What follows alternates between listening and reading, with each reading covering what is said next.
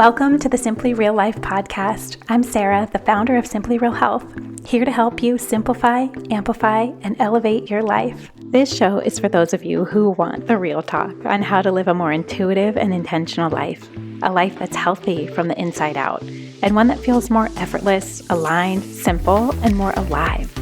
We cover it all, from health, wellness, mindset, motherhood, daily habits and rituals, to business and relationships, creativity and growth, and tiny tricks to feeling your best, and the energetics behind it all filled with personal stories, unfiltered conversations, and of course, answering all of your burning questions, all in the way of simplicity and keeping it real, so that you can create your own version of your healthiest life.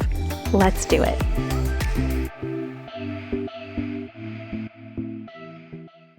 Hi, guys. Welcome back to the show this week. I'm so glad that you're here. I'm so glad that this is happening. It's been so fun to dive into recording these episodes again. I'm just really having a great time, and I'm loving all the questions that are coming in. It's been so fun that we had a little break, and then now the questions, they're rolling. They keep coming and coming. So we're going to get right to the point today, because this is a question that keeps coming up over and over again and asked in so many different ways.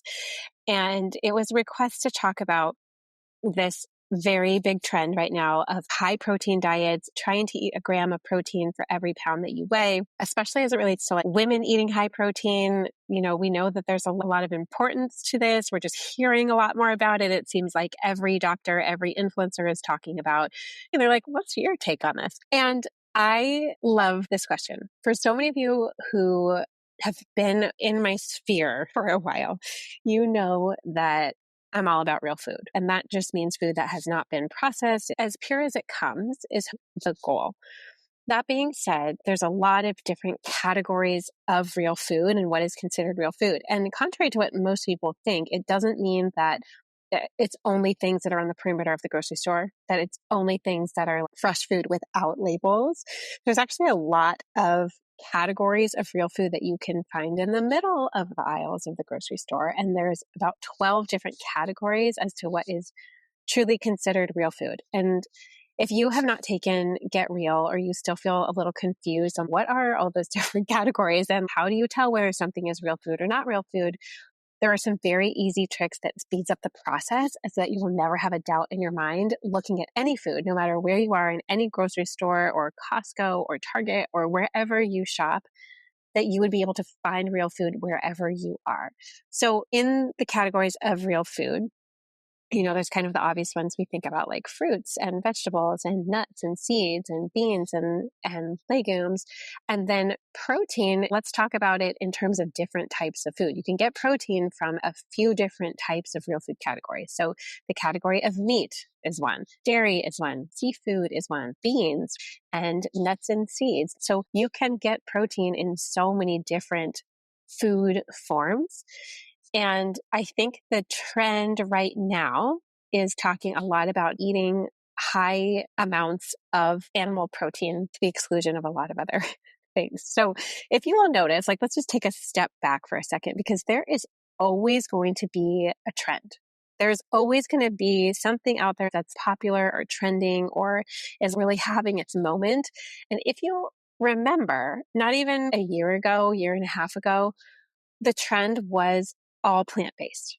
It was all vegan, everything. And think about that time, every influencer that you know, every like medical doctor, maybe that even you follow, like that was the huge trend, was plant-based everything. And now, not even, you know, like 18 months later, 2 years later, we're swinging almost the opposite way of plant-based to go into high protein, yes, but then also this surge and comeback of animal-based protein. So it's just interesting to take a step back and look at what's going on. It's the same with fashion trends. You know, it's like 1 minute skinny jeans are in, and then a couple of years later, it's like the baggiest that you can get. That is a style. It's always going to swing from these extremes. And I like to remind myself of that because there's always going to be something that's flashy and trying to grab your attention. And usually there's some element to it of weight loss involved to get our attention. And I think especially marketed towards women, that is usually the baseline of everything. It's like, hey, look how your body changes. Look how these stats change when you're doing this. But here's the truth, guys. Everybody's body is different. Everybody's genetics are different.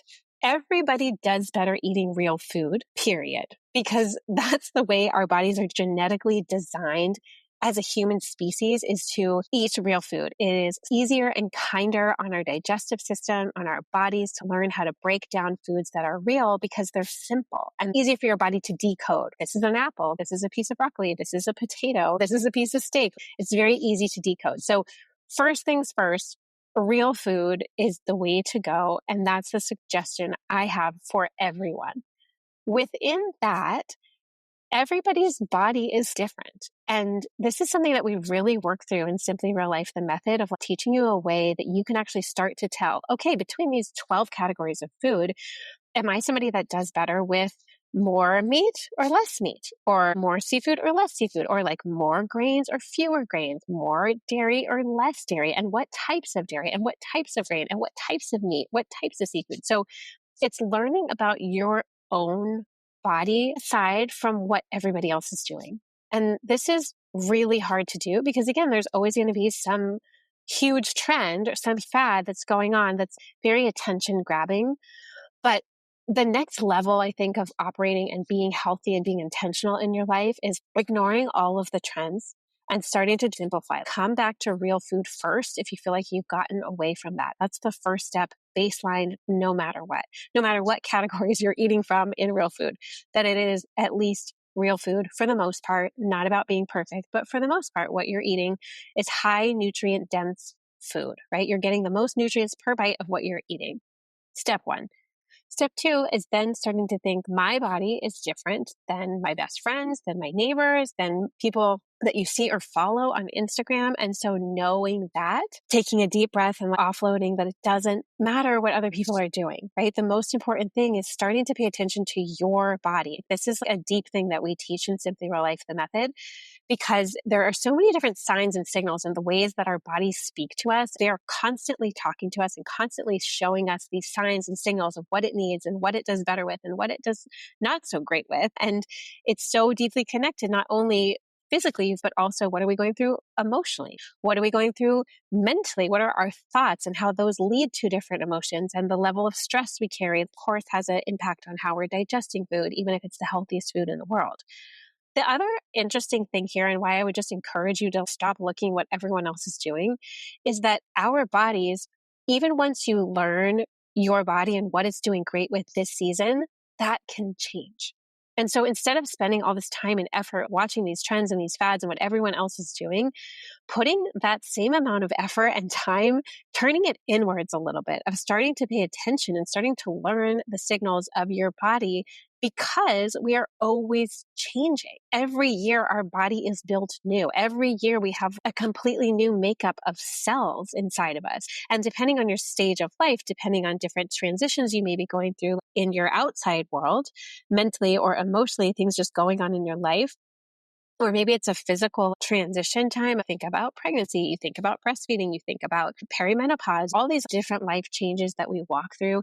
Your body needs different things from you at different stages of your life. And so instead of constantly being dragged around by the latest fad, quieting all of that noise and figuring out how to do so. This is why I created Get Real, to walk you through what are these categories of real food? How do you start to quiet that outside noise and the chaos and the commotion and the flashy headline grabbing stuff and start to say, no, what I want is quiet, and what I want is an intentional life, and what I want is to feel healthy and to feel good in my body. So there are people that thrive with really high protein intake.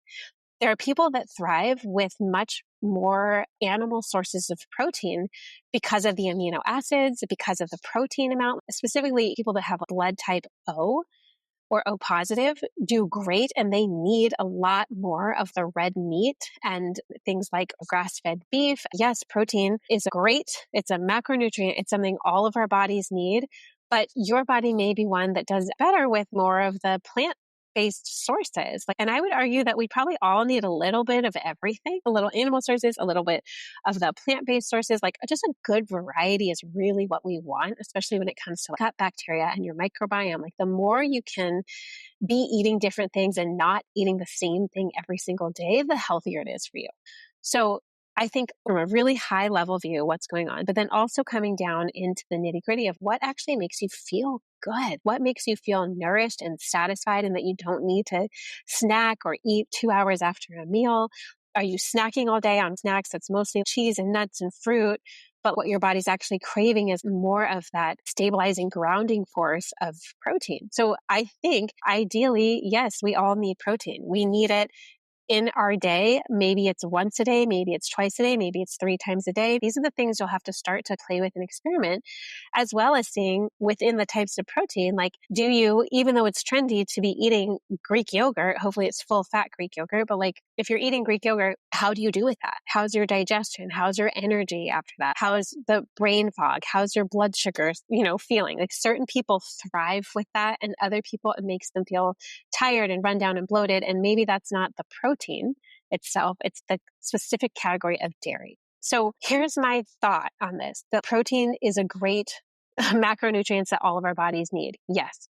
But the amount, the frequency, and the type really depends on you. So there is no one size fits all. I will say from personal experience that anytime you get really drawn into a certain trend of eating, a trend or a fad just means that you are eating food or focusing on a few different food categories to the exclusion of all the other categories. That's where you get into tricky territory where, let's say you're going so high protein that you're only focusing on the amount of protein grams per day. You're missing out on things like fiber, right? You're missing out on things like these amazing cellular building phytonutrients of vegetables. And when you get so locked in on just one nutrient or just one element, whether it's protein or fats or carbohydrates, when you get locked in on one and it's out of balance, what usually ends up happening is that it can work in a short-term way where maybe you feel better in the short term, but long-term, it's actually very damaging to your body and very damaging to your metabolism. So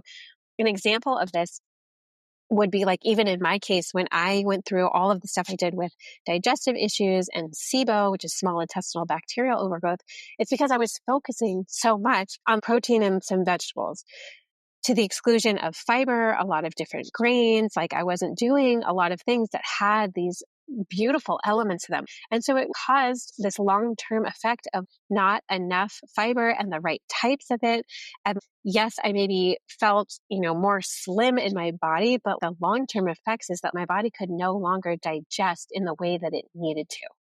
And so anytime you're pulling out full categories of food, there's usually a long-term implication. So I personally think, mark my words, I think we're going to see a huge uptake in digestive issues, a huge uptick in SIBO, because we're focusing exclusively on protein and not talking about, okay, sometimes at a meal, maybe it's protein or a healthy fat. You need some sort of stabilizing element in your meals, whether it's protein or healthy fat, paired with vegetables, paired with a great carbohydrate. The balance of this is slightly different for everyone, but we all tend to need some of those categories of food throughout our day to feel energized, for our blood sugar to be stable, to get great fiber, to help our digestion, to help our assimilation of nutrients. I just am always wary of something that is pigeonholing you in one way and you're tracking one particular thing.